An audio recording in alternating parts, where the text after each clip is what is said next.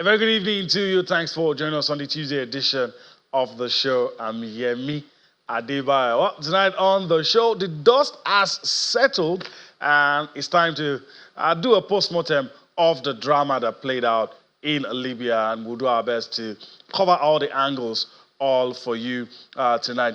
Nigeria did not play, but of course, all other African countries who want to be at the Nations Cup were in action. We'll talk about all of that. We'll also focus on the Nigeria Premier Football League. We'll also look at other things happening in the fast-paced, money-spinning world of sports, especially all the reactions from top sports administrators in Nigeria to the drama that played out in Libya. So that's the main focus of the show tonight, the drama that played out in Libya. As you already know, it's a two-man show. My colleague Austin Okola-Akpan is suited and ready as we take you on the strip across the money-spinning world of sports. For the great things to you, Yemi, and of course, everyone joining us on the show tonight. Always an action-packed world of sports. I'll come back to that very spicy conversation that you teased, Yemi, but let me just mention that the Paralympic Committee of Nigeria, they are putting together an important function to support Paralympians in the country, and I'm looking forward to that one because we said it when they went to see the First Lady that it's time for the country to recognize the efforts of this special athlete. Right there on your picture, Folashade Oluwafemi. She won gold medal at the just concluded Paralympics. Did I say just concluded? At the Paralympics in Paris, and she's also a record breaker. That's her right there with the First Lady of the Federal Republic of Nigeria, Onyinyechi Mark, also in your picture, won a gold medal, broke a world record. Now the PCN and the Ministry of Sports, they want to put together a gala night, call Nigerians together and say, look, what can we do to support Paralympians and special sports in Nigeria? I mean, it's very important that we mention this one also and get Nigerians to support these Paralympians. I love it so much. That said, let me say congratulations to Eniton Waheed Oshodi for becoming the 6th president of the Africa Table Tennis Federation. Eniton Waheed Oshodi has been there, done that with table tennis, and he's just been elected today as the 6th president of the ATTF. We'll talk about that one comprehensively on the show. Yemi, the Super Eagles of Nigeria. What a story. I do not know where to come into this conversation on how to get into it, but the show must go on. As you mentioned, some games have been played for the African Cup of Nations qualifiers for the 2025 edition. We know the story of what happened when the Super Eagles, when they were supposed to go to Benghazi, and then their flight was redirected to land in a small town of Labrak, Al Abrak Airport.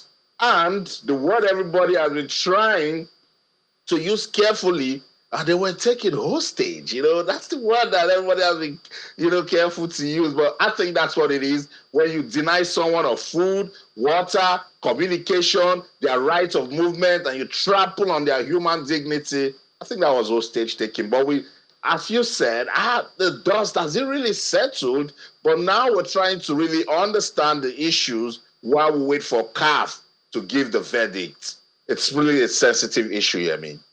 Very sensitive issue, and we'll try to unpack. We have somebody lined up, hopefully it will come true for us. But first, let me introduce our guest in the Lagos studio. Kehinde Idris joins us this lovely Tuesday evening. Of course, we had extensive discussions on the issue. Greetings to you, Kehinde. Thanks for being with us on the show. So let's dive straight into it, Kehinde. Your immediate reaction to all the drama that played out. Firstly, good to be here. Austin mentioned the Paralympians. I love this. I think they should get more than they are getting. Their flowers should be given to them, right?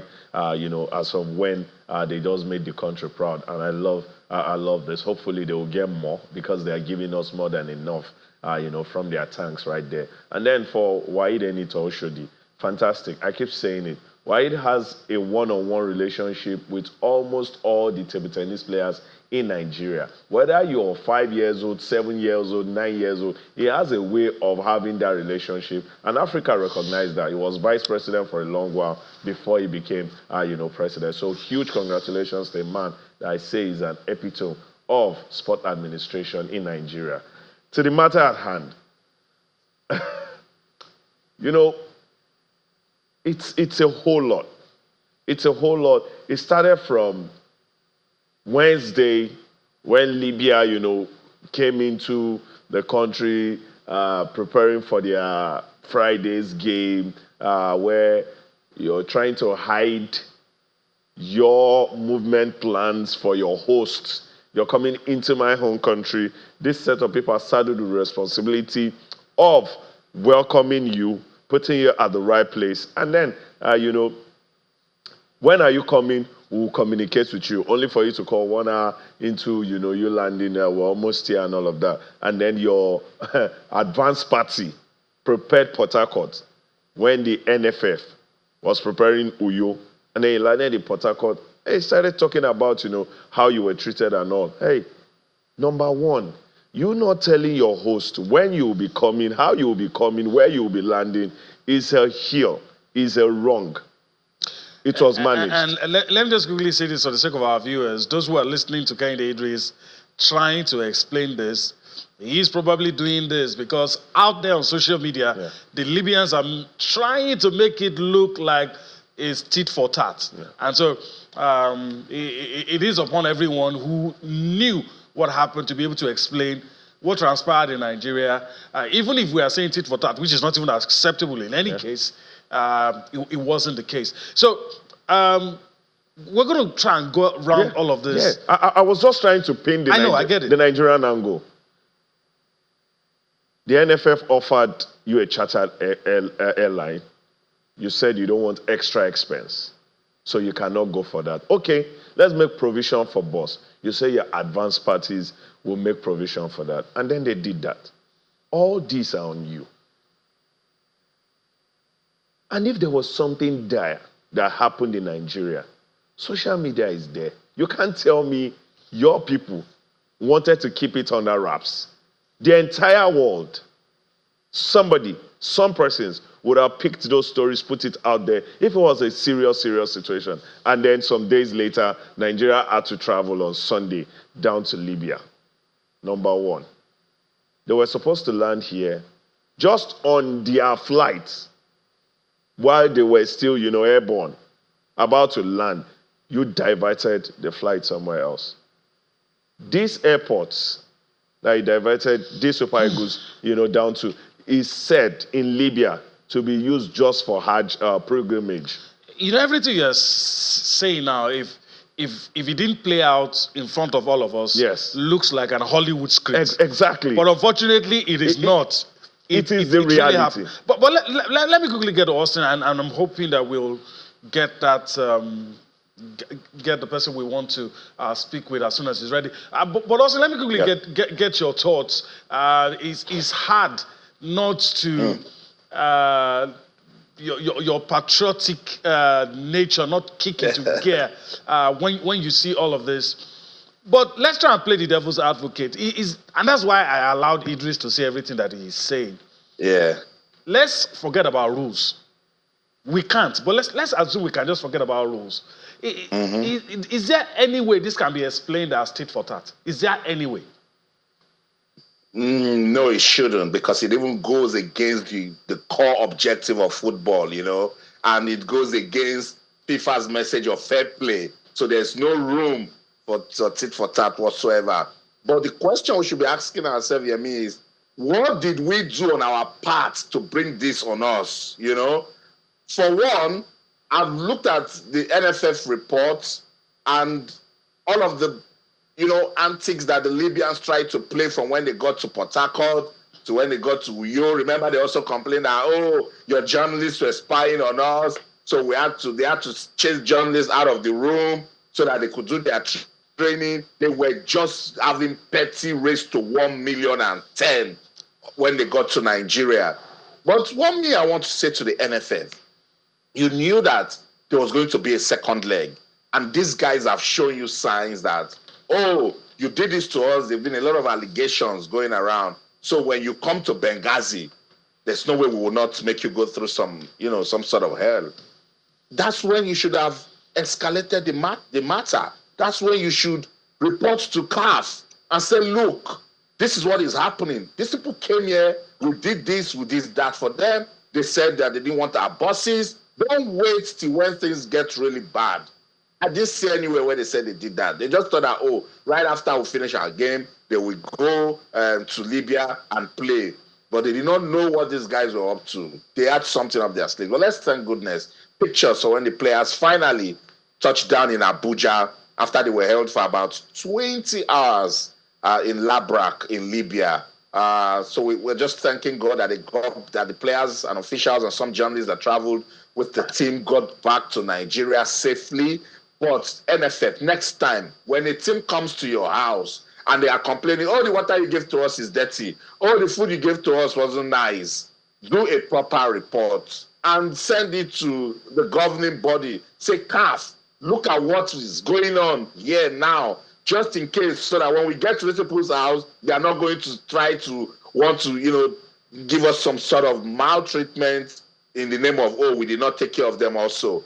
I think that's what they didn't do. The team, they've arrived in Nigeria. That's the picture you can see right there. Let's listen to the NFF president, Ibrahim Gusso, and the Minister of Sports Development in Nigeria, Senator John Owan Eno. They've been reacting about this terrible experience in Libya. I mean, you've already listened to our various communications and the various statements that we've made. I think, late this afternoon, CAF also issued a statement, and then they use very strong words, unacceptable. They use strong words about, referring this matter to their, to their committee, disciplinary committee, and they're going to investigate this and are going to take appropriate action in terms of whoever was responsible for this and the extent to which it has gone against the CAF regulations. I mean, I think that we're going to look forward to that with keen interest as a country and as a people. Our national teams carry, the national flag of our countries, our various countries. I mean, if you look at particularly the Nigerian national team, the crop of players that we have to go through, make a lot of sacrifices to represent our country and to play for it. So we must be interested in their circumstances and in their situation at every point in time. It was a very terrible experience, something that we never expected at this 21st century. It was a very unfortunate situation. We found ourselves in a very terrible situation.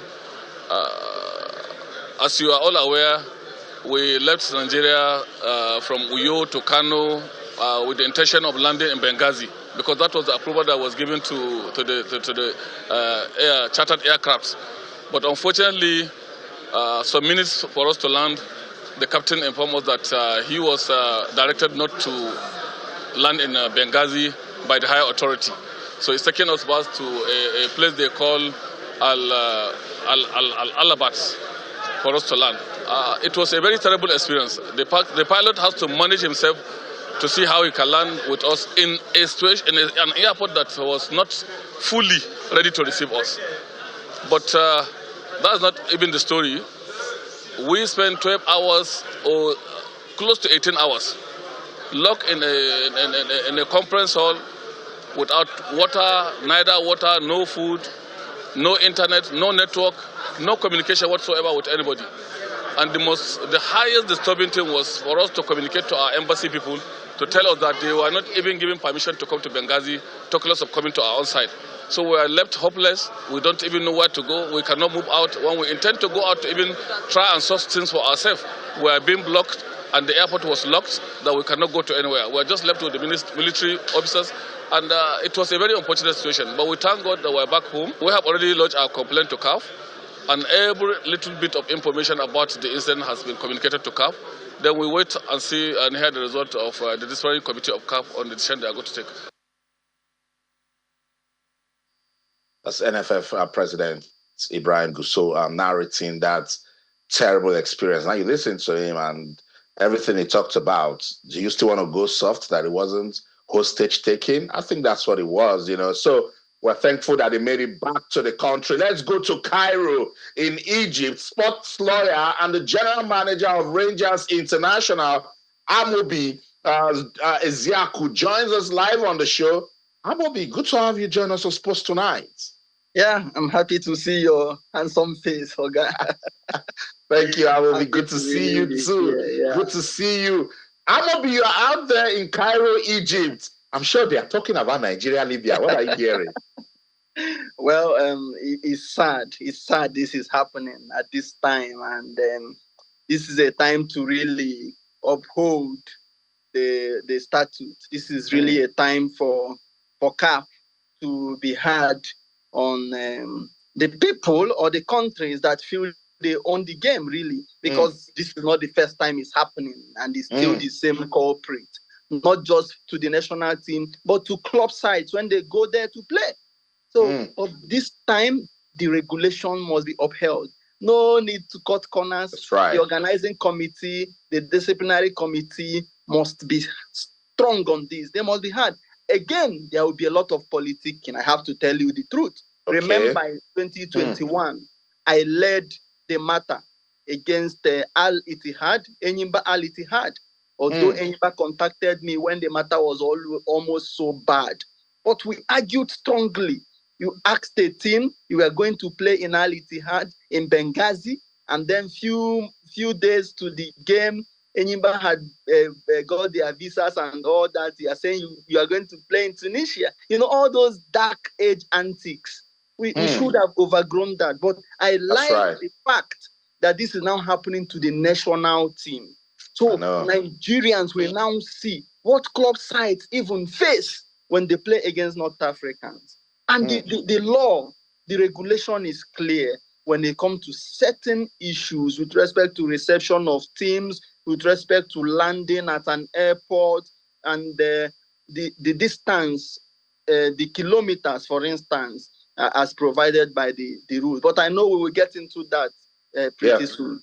That's right. That's right. It's so sad because football has a core objective of uniting countries, bringing people together, you know, breaking barriers. And we're now seeing these ugly incidents, you know, coming out of football. It's not good. You talked about statutes. You talked about the regulations.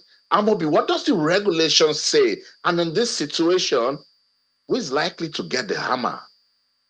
Well, without being sentimental as a Nigerian, I've reviewed all this back and forth. I've looked at this. I've looked at the likely decision of CAF. Now, let us even look at what is in the public purview. By Article 16.14 of the AFCON regulation, which also covers the preliminary games. This is, the games before you get to the AFCON proper. If there is an international airport in the city where the match will be held or near that city by less than 200 kilometers, okay, and if the visiting team wishes to land directly at this airport, the host association must, the word in the statute, must facilitate all formalities for entry. In the light of the regulations stipulating that the host association, that is the Libya Football Federation in this case, must facilitate all formalities for the entry of the visiting team, that's the Super Eagles. The inability of the Libyan authorities to ensure a smooth entry process for the Super Eagles for Nigeria represents a significant breach of this regulation. We don't need to go far. We don't need to start saying, okay, the Super Eagles didn't honor the game. Was the proper thing done? Did the players get access into the country? And it's really sad because days before this game, we saw news from Libya saying they were going to do this. So the rule is clear. And even when you look at Article 16.9 of the regulation, the matches must be played in compliance with the laws of the game. The laws of the game is about fair play. What is fair play? Extending your warm hands of hospitality to visiting team. Yeah. What we've seen is a shame to African football, and I can't wait to see how CAF would want to uphold That's right. the letters of the regulation. I really can't That's wait. true. Yeah, I agree. I'll pause you, Amobi. I totally agree with you that it's shameful. And the European community, international community, they are watching. So tomorrow when they say they will not release Wilfred Ndidi or Taiwo Awoniyi, we will start saying, oh, they don't want people to represent their country. Meanwhile, we're the one bringing all of this to ourselves. It's Sports Tonight on Channels Television. We'll go on a quick break, but just to let our viewers know that when we come back inside the Niger Delta with Mamode Akuga, will be on our DSTV platform while all other platforms will continue with Sports Tonight. Piece of information that you can use. Don't go anywhere, we'll be right back. Stay with us. Welcome back. It's Sports Tonight on your award-winning sports-loving Channels Television. We're taking a look at all of the drama that went down at the Al Abrak airport in Libya. The Super Eagles were supposed to play. That game would have been played today and finished by now. We would have been analyzing the results, but no, some shenanigans that went down is stopping us from doing that. My colleague Yemi is in Lagos. Yemi, I'm sure when Amobi was reading the regulations, you were like, no, game over. Just give Nigeria the 3 points and punish Libya. Was that what you were thinking? I actually wanted to ask him a follow-up question to that. And let me just ask that, and we'll take it off from there. Amobi, once again, thanks for joining us. I wanted to ask, because, when you started your conversation, you said you're not saying this because you're a Nigerian. But none of us, I know you know the laws, you know all of these things, but as the Super Eagles run foul of any of the law, is there any way, looking at the laws, that it could be said that Nigeria did one or two wrongs by not playing the game? Is there any way it could be said? Of course. They didn't show up. They didn't come for the game. Logically, you forfeit 3 points and 3 goals. Okay? But we are looking at the circumstances surrounding. This is a specific case. This is a matter that is, it must be looked at critically. All the circumstances must be considered in giving any decision with respect to this matter. Okay? You need the players to be on the pitch to play in Benghazi. Did these players get access to the city? What was the reception modality? What did the host federation do with respect to receiving the visiting team? All these things must be considered. And I'm happy also that I learned that the NFF, in the midst of all this saga, all this debacle, had to also send a mail, save our soul message, to both the CAF and the relevant authorities. So the organizing committee and, of course, the disciplinary committee will take a look at all of this and then make their decision. But on the surface, you didn't come for the game. So it's literal. But you don't look at the law based on literal interpretation alone. You must look at the golden rule, use them generis, all of that before you get to your conclusion. So this is a matter of the NFF building its case, supporting it with evidence and all they have within their reach to convince the disciplinary committee. Because let me also tell you, the people that will take the decision are sleeping at home. What they will decide upon is what they have before them. So we must make our case strongly, and we must do that today. All right. Let me just ask you this one, and it's probably going to be the last because we know you're a very busy man.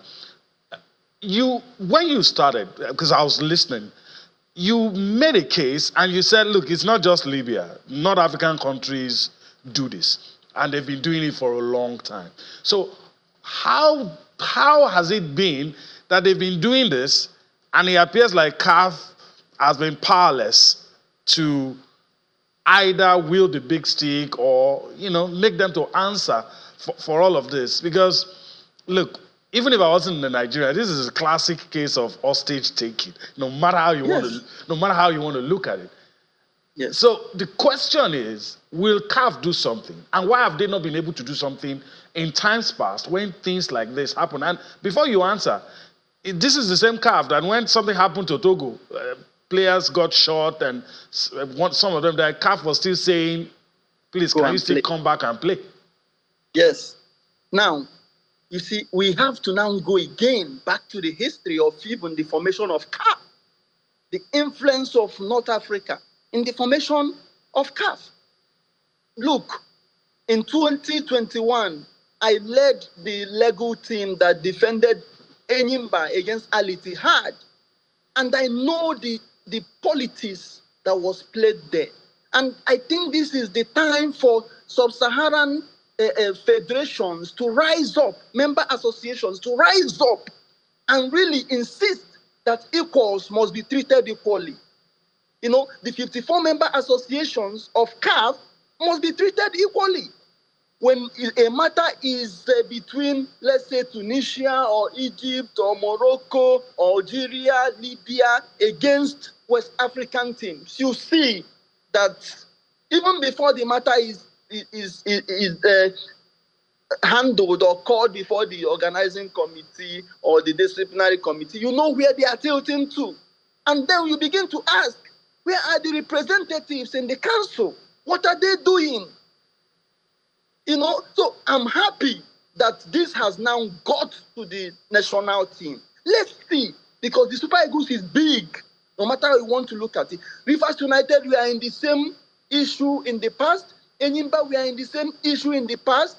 Rangers, when I was the team manager, we went to Saura to play. We landed in Algiers. We were supposed to be flown to Belabes. And they said they don't have a flight. Meanwhile, we had seen that they had tickets. We had to write to CAF. CAF did not respond. But we insisted that they must fly us by the regulations. Then Davis Owumi was the GM of Rangers. These are the issues. And we seem not to be talking about this. Again, the African Club Association, I'm happy they have been instituted, and I'm happy a Nigerian is the vice president. We've spoken about this over time, and I said, this is the time to speak. If we must be respected like other member associations in North Africa, for instance, then this is the time to speak. And I must say that I am happy that the Super Eagles came back to Nigeria. Right. Let me tell you, a lot of clubs will sleep at the airport, and then CAF will say, please, go and play for the integrity of football. No. What of the integrity of the human person? What of the integrity of the players in question? Their integrity must be protected. And I'm happy that FIFPro has also made a statement on this matter. No player or no member association of CAF is greater than the other, because they are all equals in the eyes of the game. The laws of the game is meant for everybody, and people, clubs, member associations must be treated equally. All right. I want to thank you for I wish we could continue. I mean, you've given us a lot of insights, but Amobi Esaku, General Manager, Rangers International, also Sports Club. I want to thank you for your time. Hopefully, we get to do this again some other time. Thank you so much. All right. Okay, so Kehinde Idris, you were listening, and I was listening to him. I hope we're going to be able to do any other thing. But now you're not a lawyer. Yeah. But there is a court you can go to, court of public opinion. Of course. Is there any way back for Libya? Is there any way they can spin this? Is there any way they can turn this around? Is there any way back in the court of public opinion? They're already doing that.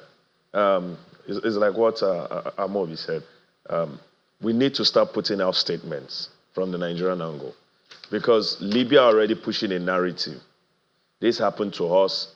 This happened to us. This happened to us. They started putting out pictures. Let's do something quickly. Okay. There are some people, like Amobi said, that will be sitting upon this case. Of course. They have become so popular because This case has gone viral Global. and is global now. So let's read out their names. I'll go across the screen now just to let our viewers know, see the names. Libya-Nigeria game was supposed to be played, didn't get played. There's a panel that will be sitting on the case to know and tell us why some of the things that happened. So I just quickly go across. And of course, CAF, a disciplinary board on this Libya-Nigeria return leg clash that was supposed to be played. Usman Kane, he's from Senegal. He's the president. He will be sitting on the board. You have Jane and Jerry Oyangos from Kenya, is the vice president. Norman Arendse is from South Africa, is a member. Mohamed El Mashta is from Egypt. You have Jivon Velix is from Chad. He's a member. These are the names. A few other names. Patrick Shale is from Lesotho. Doma Ibrahim Isaka is from Niger. And you have the two other, council members that will, be in charge of this case.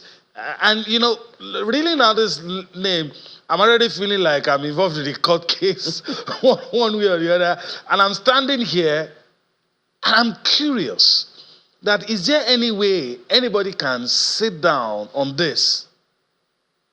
I mean, let me ask Austin this. Is there any way anybody can sit down on this and come out with a verdict that would say, well, Nigeria, you should have done this, you should have done that? Is there any way? In trying to achieve some balance, they might ask questions, why did you decide not to honor the game, just to, create balance. But I struggle to see how they will expect the Super Eagles to go on a 3-hour road trip after what they were subjected to at the Al Abrak airport, go on the road to Benghazi and still be in a proper mindset to play the game. It's not possible. That's the question that those people in the disciplinary committee will be struggling to answer.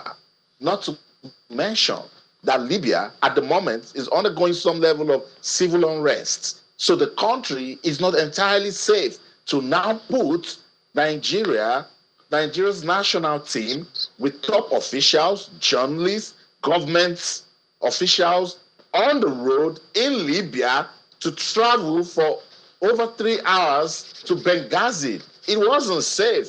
Now, with the way they've treated the Super Eagles at the airport upon arrival, who can explain? We will just be seeing another round of what happened to the Togolese national team in Cabinda. And God forbid that we have that, because now the story would have been different. So the disciplinary committee will need to tell Nigeria, oh, you would have been safe, everything is fine. After keeping me for almost a day at the airport, you now want me to go and play football? Under what type of circumstance? It wasn't going to happen. These guys are core professionals. They don't just put on their boots, let's sit and go and play football. It's psychological. Yeah. It's science. It's scientific. They also, nutrition is involved. So much. They cannot just go and play football. All right. What sort of condition are they playing it? So, this disciplinary committee, first thing first, just as Amobi said, citing the regulation, did you make these people comfortable? Yes or no? No, you didn't. Did you provide access into your country? Yes or no? You didn't. Did you make alternate arrangement for them after you told them to redirect from when they were close to landing in Benghazi? You redirected them to Labrak. Did you do that? Yes or no? I'm not saying this because I'm a Nigerian. Austin. I'm standing on a neutral position to say that game wasn't safe to be played. And it's good that Nigeria came to that decision to return home. Well, you don't sound neutral. You sound like a prosecutor. But that's the case for another day. I would do this if it was South Africa. And I know that it won't do good for the reputation of African football. I'm that passionate. You know me. I agree. All right. Let's listen to a man who had a first-hand experience, saw it all, was there, and it wasn't palatable at all. Coach of the team, Augustine Vaughan, speaking after the team landed in Nigeria. Obviously, it was not a good experience. And not at this time, you expect a country to behave like that. We all know how football can unify the entire world. It's entertainment, you know. But for the Libyans to put off such act, it was very surprising for me. Up till now, I still cannot comprehend. It's been like since yesterday morning we left the shores of this country. We arrived, I think, at about 7:30, 7:45 p.m. And up till now, we've not closed our eyes, you know. But again, thank the Libyans for letting us go. And I want to use this medium also to thank the Honorable Minister of Sports, Senator John Emo, and of course, the government who intervened at the appropriate time. You know. All right, the man himself, Zerezo Augustine Agavon, thanking the authorities for their intervention. I think we'll all agree that danger was averted. We are waiting for CAF to see what CAF will do. But matches were played, so let's quickly look at the results of matches played. And the Black Stars appears, it looked like they're in trouble. But we'll talk about that later. Lesotho lost to Gabon by 2 goals. Botswana defeated Cape Verde 1-0. Mauritania lost to Egypt by 2 goals. In our group, Rwanda beat Benin Republic 2-1. These are Tuesday's results. Matches played today. Sudan. These people are talking points. Sudan defeated Ghana, and there were pictures circulating on social media. The GFA president telling the Black Stars players, look, if you don't want to play for Ghana, don't play. We're not going to take this kind of performance. I'm interested in what he's going to say after this loss to Sudan. Then, of course, Angola defeated Niger 1-0. Zambia at Chipolo Polo defeated Chad by a lone goal. Sierra Leone defeated Cote d'Ivoire 1-0. This is a surprise for me. I wasn't expecting to see this one. Tanzania lost to DR Congo 2 goals. Guinea-Bissau and Mali had to settle for a share of the spoils, ended goalless. South Sudan lost to Uganda 1-2. And of course, Congo and Bafana of South Africa, it was a 1-1 draw. All of these matches played today. And of course, Malawi lost to the Teranga Lions of Senegal. Of course, Aliou Cisse no more in charge of that team. All right, since Ghana is always speaking on Nigeria, so let's just Kehinde Idris. I think we're going to get another sound bite from the GFA president. Yeah, of course, it should be. It's becoming a worrying situation for the Black Stars. They are a pride of the continent when it comes to, the history of African football. Ghana is there, Nigeria, Cameroon, Egypt, this country. So there are any average Ghanaian fans is somebody who grew up to know winnings, to be a part of their DNA. So if it gets to a period where they are not winning for a long while, then there should be a lot of questions. They question their captain, they question, the kind of team selection, their coaches, even the administrators of Ghanaian football. And so another bad result, another time to talk. You can remember before this window, the last international window had Ghana lose at home and hell was let loose when all of the fans, rushed onto the field. Reports have it that they even had their hands on some of the players before they could rush into the tunnel. So it's a worrying time. I'm not saying that should happen from the fans, but because of the high standards they've known with Ghanaian, Black Stars, they want to see that in their own time, as a fan investing a lot of emotion. So let's see the sound bite, let's see what happens. But I'm terribly sure that there is no Black Stars player who wants such results on match day. All right. Let me go to Austin. We thought we were going to cover a lot of ground, but apparently what we did with the Super Eagles won't allow us to do as much as we would love to do. But, there's no way you talk about Ghana. Like I said, we had soundbite from the GFA president before this game, and I'm sure there's likely going to be something. And I didn't have time to check. The man that was with them, I think Kwesi Appiah, I think he's the one, but I have to be checked. If he's the one that inflicted this pain on them, then it's going to be more painful. But what do you think is going to happen with the way the downward spiral of the Black Stars? Yeah, I think they're beginning to regret the return of the coach. And I think it's not a coaching issue. I think it's psychological. Ghana needs to concentrate on their football. It's leadership, it's mental, it has to do with administration, it has to even do with how the people believe in them and their football, because it seems like they know that people don't believe in them anymore, so they just want to go out there and just kick football for the sake of kicking football. They no longer play for the pride of the country. They are not falling. They are fallen.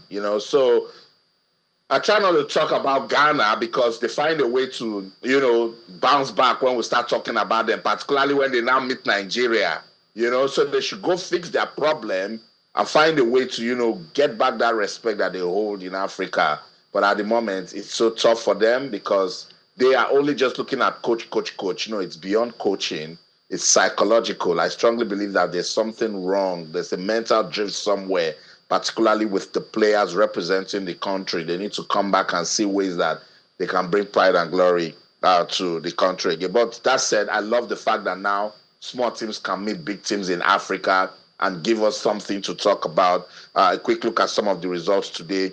Gomi, talking. Mauritania and Egypt. Egypt couldn't beat them. I like it. That's the sort of, conversation that, I want to be seeing with AFCON football. I would have loved to talk about what would have happened in that game between Libya and Nigeria, but we're talking about some other things.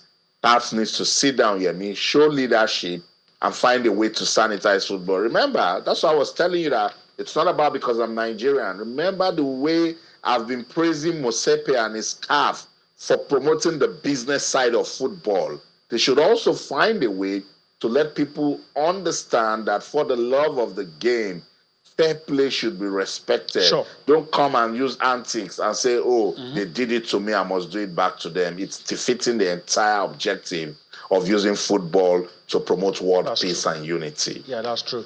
The Dark Hearts book, let's just throw it away. That's it. Let the game be fair. All right, we will not leave without talking about the girls, the young girls. We'll talk about the FIFA Under-17 Women's World Cup. And, of course, the Flamingos will be in action. They will be in action tomorrow. The girls in your picture, they will be up against New Zealand. The time is 9 p.m. Nigerian time at the CFC Stadium. In the Dominican Republic. That's where they will be playing against New Zealand. And of course, also also tomorrow, Spain will take on the United States.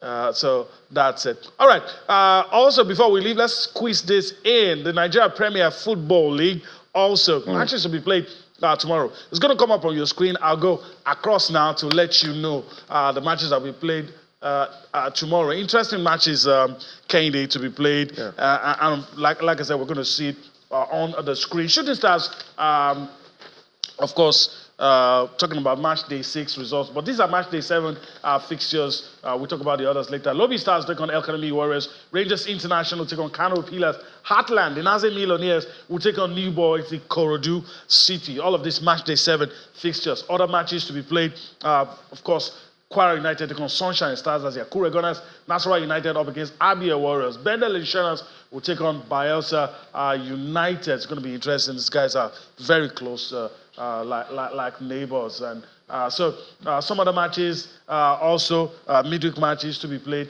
Interesting. Kwara United of Sunshines. I talked about that earlier. And so these are the matches to be played tomorrow. And it's going to be very interesting. Kennedy Idris, in 30 seconds, quickly. Any of these matches catch your fancy? Of course, Rangers versus Kano Pillars. There is a reason why some teams are big teams in every league, and these are, some of the big teams that you'll come across.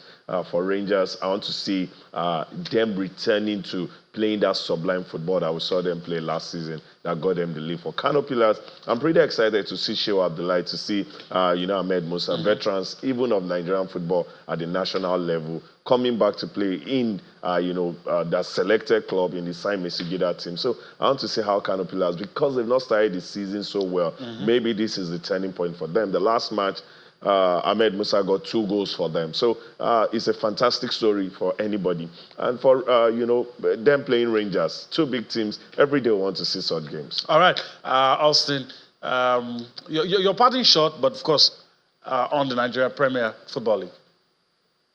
Yeah, for Kano Pillars, they will be trying so hard to avoid back-to-back defeats. Remember, they lost to Aqua United on March the 6th. Aqua United beating Kano Pillars 2-0 to record their first win of the season. I think Bayelsa United also recorded their first win of the season. So interesting games. Rangers versus Kano Pillars will really get us talking. Lobby Stars under Daniel Amokachi, they were this close to getting an away win in Mina. But in the 90th minute, they conceded a goal and it ended 1-1. So let's see what Lobby Stars can do against, should I say, struggling El Kanemi Warriors? No way, because El Kanemi Warriors are still unbeaten with Rivers United this season. I'd like to see also Bendel Insurance and Bayelsa United. That can be termed a South-South derby. And then there's Kwara United and Sunshine Stars. And you know me and the respect I have for Kwara United when you talk about the MPFL. We'll come back to talk about the games after they've been played on March the 7th. That's the show in London. I'm Austin Okonakwan. And in everything you do, remember to keep talking sports. Bye for now. Well, it's a wrap here in Lagos, but before we go, I want to thank Kehinde Idris for his time on the show. Hopefully, Kehinde will be able to do this some other time. Always. It's good to be here. All right. And of course, the conversation never ends. We always take it out of the studio. That's the show today. We'll do this again tomorrow. Enjoy the rest of your day. And of course, enjoy all the things that sports has to offer. I'm Amy Adebayo. Bye.